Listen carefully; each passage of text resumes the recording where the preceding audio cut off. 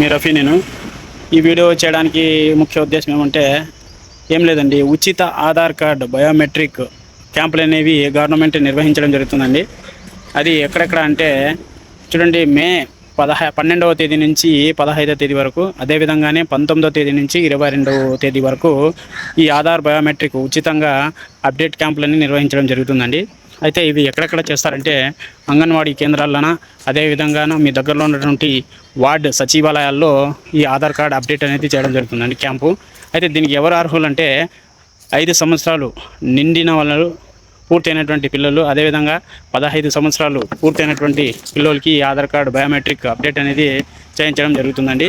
దీనికి ముఖ్య ఆధార్ కార్డు, అదేవిధంగా school ID card, mobile number తీసుకుని వెళ్తే వాళ్ళ ఆధార్ కార్డుని అప్డేట్ చేయడం జరుగుతుందండి. వీలైనంత వరకు ఈ వీడియోని షేర్ చేయండి, తెలియని వాళ్ళకి తెలియజేయండి. ఏమన్నా మిస్టేక్ ఉంటే కామెంట్ చేయండి. Thank you friends, bye.